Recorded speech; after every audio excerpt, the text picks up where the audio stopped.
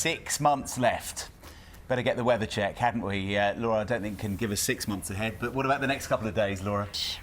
It's been 5 years since England became the last part of the UK to introduce legislation banning smoking in workplaces and enclosed public spaces. The aim, of course, was to reduce passive smoking, but does the law go far enough? Joining us now are Andrea Crossfield from the charity Tobacco Free Futures and Simon Clark, who's from the pro-smoking group Forest. Good morning to both of you. Welcome to you both. So, 5 years after the UK became no smoking. Andrea, has it worked? As part of an internationally evidence-based approach to tackling tobacco harm, smoke-free legislation's just been a massive success story. It's publicly popular, it's well supported, and it's improved health. It's improved the health of the public and people at work too. How can you prove that it's improved health? So we have evidence that shows us very clearly that in England, in the year after the legislation was introduced, 1,200 fewer heart attacks happened. For example, we've seen improved bar worker respiratory health. Bar workers were the most exposed group to second-hand smoke. So it has really been a success story and people like it. Simon, like it?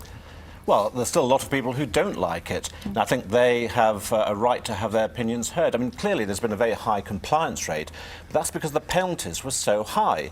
If you're a publican, you could be fined up to £3,000, you could lose your licence.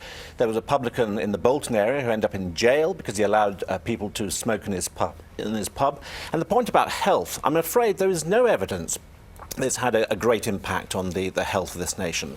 I mean, this business about heart attack admissions to hospital, they were already in decline before the smoking ban. The decline that we've seen since the smoking ban is just a continuation of what was happening anyway. It's been an absolute disaster for the pub and club industry. Over 5,000 pubs have closed since the introduction of the smoking ban. Now, people may say, OK, there are other factors, like the recession, but we know from industry database that the decline or the increase in pub closures has happened in the aftermath of smoking bans in Ireland 2004, Scotland 2006, and now England 2007. So it's been terrible for the hospitality industry, and also this has had a massive impact on people's social lives. Andrea, what do you say to that? I mean, you can't drive down a street anymore without seeing pubs closed or for sale or to let. There was already a decline in the kinds of pubs that perhaps you're not seeing there anymore. The government did look at this very carefully 2 years ago, and it said there's been no impact on the hospitality industry. We've seen the same evidence from Scotland and from Ireland, and what's happened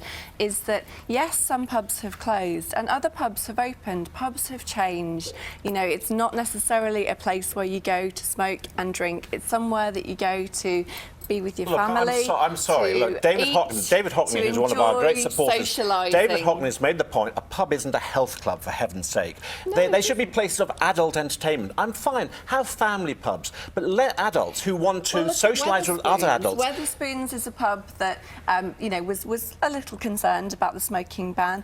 They're not, they're doing really well, and one of the things that they're saying is actually they're making more money now from breakfasts and coffees. We don't all want breakfast from and coffee. We don't all want gastropubs. Some of us actually like the old backstreet boozer. Why should those places, which they can't offer a nice smoking area outside, why should they be forced to go out of business? What we're asking is, all we're asking for is compromise. We're asking for smoking and non-smoking pubs. We're still campaigning for separate smoking rooms in pubs and clubs. It's not going to happen, though, is it, Simon? It's not going to happen. I'm sorry, there are a lot of MPs who still support it. We want to be more like Europe. Why do we have to have this comprehensive ban? No other country in Europe, apart from Ireland, has a comprehensive ban the same as the UK. Simon. And when David Cameron talks about the big society, smokers are now excluded from the big society. They're forced to stay and drink and you're funded by the taxpayer. You're funded by the taxpayer. Our job is to improve public health. This legislation was about health at work. Bar workers were the most exposed group of workers. Bar workers are protected in their place of work. Bar workers can have a choice as well. They're adults, they can make their own decisions whether they want to work in a pub that has a separate smoking room or a pub that doesn't. I'm putting an end to this now, because I think we could argue and discuss it as lively and as entertaining as it is all morning. We will discuss it. In fact, we'll discuss it again at 8:40. In the meantime, let's turn to smoke of a different type. Andrea, Simon, thank you. Because he goes to Lezo's Community College in Halesowen, and I suspect many of the kids from there are out watching him this morning. before 7 o'clock on a Sunday morning. Quite nerve-wracking as Yeah. well. Quite nerve-wracking. He wasn't the only one who didn't go to bed last night. No, never mind. But let's cast our minds way back before just last night. Cast them back to 1999. Do you remember there was a time when there were these predictions everywhere that the world was going to end with the new millennium? We survived that. We survived that. We dodged doomsday then, but now archaeologists have made a discovery that's got people talking about Armageddon all over again.